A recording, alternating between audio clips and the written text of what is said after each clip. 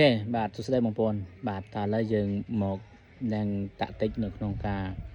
រកលុយតាម website បាទវីដេអូថ្ងៃនេះមេរៀនថ្ងៃនេះគឺខ្ញុំបាទនឹងចង់ចែករំលែកគន្លឹះសំខាន់នៅក្នុងការរកលុយតាម website បាទអញ្ចឹងដើម្បីរកលុយតាម website បងប្អូនអរគ្នាត្រូវមានអីខ្លះបាទមុននឹងរកតើបងប្អូនអរគ្នាត្រូវមានអីខ្លះបាទអូខេអញ្ចឹងនៅក្នុងការរកលុយតាម website គឺវាមិនលំបាកពេកទេហើយក៏វាមិនងាយស្រួលពេកទេបងប្អូនណាបាទអញ្ចឹងចំណុចដំបូងដែលបងប្អូនអរគ្នាត្រូវមានគឺទី1គឺអ៊ីនធឺណិតបាទមានអ៊ីនធឺណិតបាទបើសិនជាបងប្អូនអរគ្នាធ្វើការអត់មានអ៊ីនធឺណិតក៏ពិបាកដែរបាទចំណុចទី2គឺបងប្អូនអរគ្នាត្រូវមានទូរស័ព្ទឬក៏កុំព្យូទ័របាទបើមានកុំព្យូទ័រកាន់តែល្អបាទព្រោះអីរាល់ថ្ងៃនេះបើយើងធ្វើការនៅលើកុំព្យូទ័រវាទូលំទូលាយច្រើនយើងអាចមើលឃើញអីទិន្នន័យយ៉ាងច្រើនដណ្ដងបាទទូរស័ព្ទក៏បានដែរបងប្អូនបាទប៉ុន្តែត្រង់ថាយើងធ្វើនៅលើទូរស័ព្ទវាពិបាកបាទវាពិបាកបងប្អូនបាទវាពិបាកត្រង់ថាវាអក្សរតូចអញ្ចឹងវាធ្វើឲ្យយើងមើលនឹងវាមិនសូវច្បាស់បាទវាធ្វើឲ្យយើងវារឿងពិបាកចុចតិច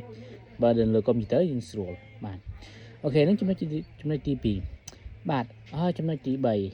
ទចំណុចទី3បងប្អូនអរគ្នាត្រូវទិញdomain name ឬក៏ hosting បាទដើម្បីបង្កើត website អ្នកដែលរកលុយតាម website អ្នកដែលធ្វើ website គឺនឹងស្គាល់ហើយ domain name និង hosting ឬក៏បងប្អូនអរគ្នាអាចទៅប្រើនៅលើ blogger បាទ blogger បាទបងប្អូនអរគ្នាវាយពាក្យថា blogger.com ទៅបងប្អូនអរគ្នាទៅបង្កើតwebsite បានដែរនៅលើ blogger វា free domain free hosting បាទ free domain name free hosting បាទគឺសួរ blogger ប៉ុន្តែវាអត់សូវមាន function ដែលល្អដូចជាយើងទិញ domain name និង hosting ទេដែលជាមួយនឹង WordPress វាមានfeature ច្រើនដែលយើងចង់បានអ្វីដែលយើងចង់ធ្វើបានគឺវាមានច្រើនបាទប៉ុន្តែនៅក្នុង blogger គឺវាអត់សូវទូលំទូលាយដូច WordPress នឹងទេបាទ WordPress ឬក៏ hosting domain ហ្នឹងអាហ្នឹងគឺចំណុចដែលបងប្អូនអរគ្នាគួរមានបាទហើយមួយទៀតបងប្អូនអរគ្នាត្រូវមានគេហៅថាពេលដែលបងប្អូនអរគ្នាបង្កើត website រួចរាល់ឲ្យស្អាតណាបាទបងប្អូនអរគ្នាត្រូវ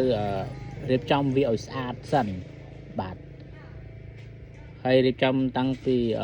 privacy policy disclaim បាទ about us cookie អីចឹងបងប្អូនអរគ្នាត្រូវរៀបចំអាហ្នឹងល្អសិនបាទអំពើ about us ហើយបន្ទាប់មកបងប្អូនអរគ្នាបង្ហោះទៅនឹងអត្ថបទ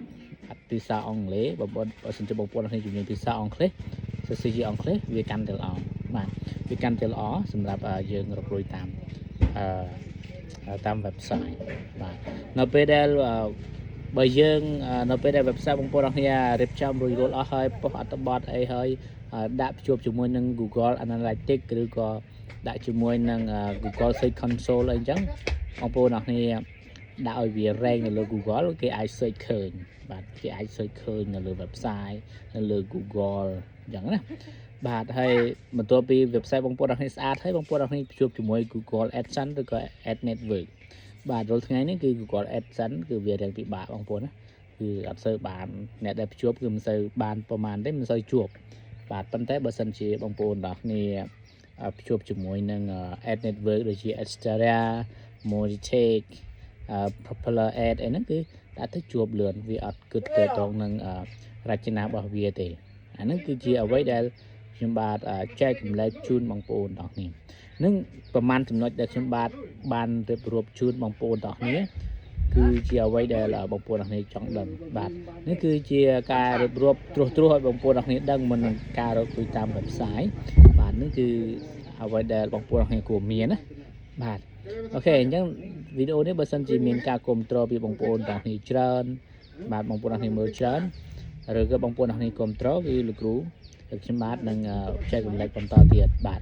ប៉ុន្តែខ្ញុំបាទនឹងព្យាយាមធ្វើឲ្យបានកាន់តែច្រើនកាន់តែល្អជូនបងប្អូនទាំងគ្នា